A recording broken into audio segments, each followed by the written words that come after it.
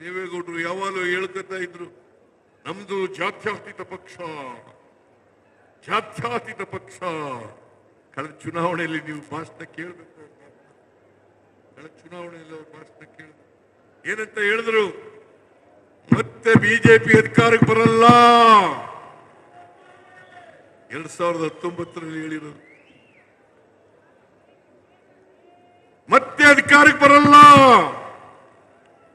ಬಂದ್ರೆ ನರೇಂದ್ರ ಮೋದಿ ಅವರು ಪ್ರಧಾನಮಂತ್ರಿ ಆದ್ರೆ ಈ ದೇಶ ಬಿಟ್ಬಿಡ್ತೀನಿ ನಾನು.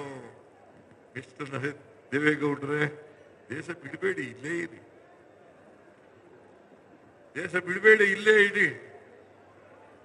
ದೇಶ ಬಿಡಕ್ ಹೋಗ್ಬೇಡಿ. ಏನ್ ನನಗಿಂತ ಒಂದು 15 ವರ್ಷ ದೊಡ್ಡವರು ಪಾಪ ದೇವೇಗೌಡರು, ನನಗಿಂತ 15 ವರ್ಷ ದೊಡ್ಡವರು. ಅವರು ವಯಸ್ಸಿಗೆ ತಕ್ಕಾಗಿ ಮಾತಾಡ್ಬೇಕಲ್ಲ. ಚನ್ನಪಟ್ಟಣದಲ್ಲಿ ಏನ್ ಮಾತಾಡಿದ್ರು? ಸಿದ್ದರಾಮಯ್ಯನ ಗರ್ವಭಂಗ ಮಾಡ್ತೇನೆ, ಗರ್ವಭಂಗ ಮಾಡ್ತೇನೆ. ನೀವೆಲ್ಲ ಬಿಡ್ತೀರಾ ನನ್ ಗರ್ವ? ಕುತ್ಕೊಳ್ರಿ. ಗರ್ವಭಂಗ ಮಾಡಕ್ ಬಿಡ್ತೀರಾ ನೀವು? ಗರ್ವಭಂಗ ಮಾಡಕ್ ಬಿಡ್ತೀರಾ? ಸಿದ್ದರಾಮಯ್ಯನವರಿಗೆ ದುರಂಕಾರ ಬಂದ್ಬಿಟ್ಟಿದೆ. ಏನು ಹಲ್ಲು ಮುರಿ ಕಚ್ಕೊಂಡು ಕಾಂಗ್ರೆಸ್ ಸರ್ಕಾರವನ್ನ ಕಿತ್ತೋಗಿರಿ. ನಾನು ಹೇಳಿದ್ನಲ್ಲ, ಮಿಸ್ಟರ್ ದೇವೇಗೌಡ ಹೇಳಿದ್, ಕಾಂಗ್ರೆಸ್ ಸರ್ಕಾರವನ್ನ ಕಿತ್ತೋಗಿರಿ. ಯಾರೇ ಆಗ್ಲಿ ಕೂಡ ಅವ್ರ ವಯಸ್ಸಿಗೆ ತಕ್ಕ ಮಾತಾಡ್ಬೇಕಲ್ಲ. ಸಿದ್ದರಾಮಯ್ಯನಿಗೆ ಅಹಂ ಬಂದ್ಬಿಟ್ಟಿದೆ. ನಾನು ದೇವೇಗೌಡರಿಂದ ಈ ಮಾತುಗಳನ್ನು ನಿರೀಕ್ಷೆ ಮಾಡಿರಲಿಲ್ಲ. ಅವ್ರ ಮೊಮ್ಮಗನನ್ನ ಗೆಲ್ಸ್ಲಿಕ್ಕೋಸ್ಕರ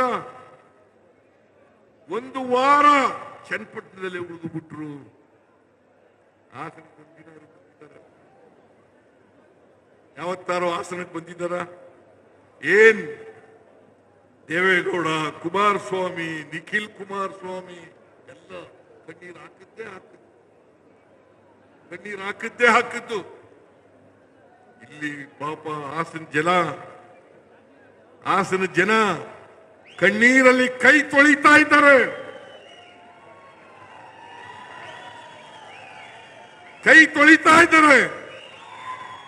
ಎಲ್ಲ ಮಹಿಳೆಯರು ಇವತ್ತು ಆತಂಕದಲ್ಲಿದ್ದಾರೆ. ಇಲ್ಲಿ ಬಂದು ಒಂದಿನ ಕಣ್ಣೀರು ಹಾಕ್ಬೇಕಾಗಿತ್ತಲ್ಲ ಮಿಸ್ಟರ್ ದೇವೇಗೌಡರೇ? ಇಲ್ಲಿ ಬಂದು ಒಂದಿನ ಹಾಕ್ಬೇಕಾಗಿತ್ತಲ್ಲ?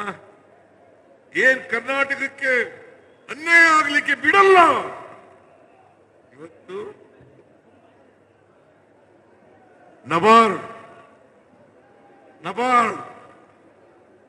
ಹೋದ ವರ್ಷ ರೈತರ ಮಗ ಅಂತ ಹೇಳ್ತೀನಿ, ಹೋದ ವರ್ಷ 5,600 ಕೋಟಿ ರೂಪಾಯಿಗಳನ್ನ ನಬಾರ್ಡ್ ರೀಫೈನಾನ್ಸ್ ಮಾಡಿತ್ತು ಕರ್ನಾಟಕದ ರೈತರಿಗೆ.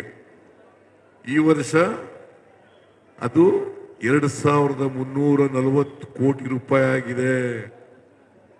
ಮಣ್ಣಿನ ಮಗ, ರೈತರ ಮಗ ಕುಮಾರಸ್ವಾಮಿ ಕಣ್ಣೀರು ಹಾಕ್ತಾ ಇದ್ದೀರಲ್ಲಪ್ಪ.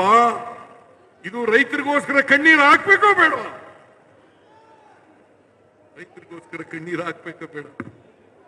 ಒಂದು ದಿನ ಕಣ್ಣೀರು ಹಾಕ್ತಿಲ್ಲ, ಒಂದಿನ ಕೇಳಲಿಲ್ಲ, ಪಾರ್ಲಿಮೆಂಟ್ ನಲ್ಲಿ ಮಾತಾಡಲಿಲ್ಲ. ನಾನು ಬಿಜೆಪಿ ಎಂಪಿಗಳಿಗೆ ಕೇಳ್ತೀನಿ, ಬಿಜೆಪಿ ಎಂಪಿಗಳೇ, ನೀವು ಕೋಲಾ ಬಸವನಂತೆ ತಲೆ ಅಳ್ಳಾಡ್ಸೋದು ಬಿಟ್ಟುಬಿಡಿ. ಇನ್ಮೇಲೆ ಕರ್ನಾಟಕಕ್ಕೆ ಅನ್ಯಾಯ ಆದಾಗ,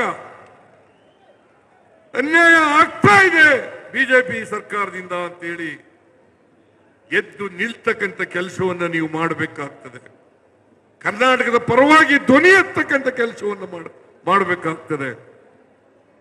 ನೀವು ಮಾಡಲಿಲ್ಲ ಅಂತಂದ್ರೆ ಕರ್ನಾಟಕಕ್ಕೆ ಅನ್ಯಾಯ ಆಗ್ತದೆ.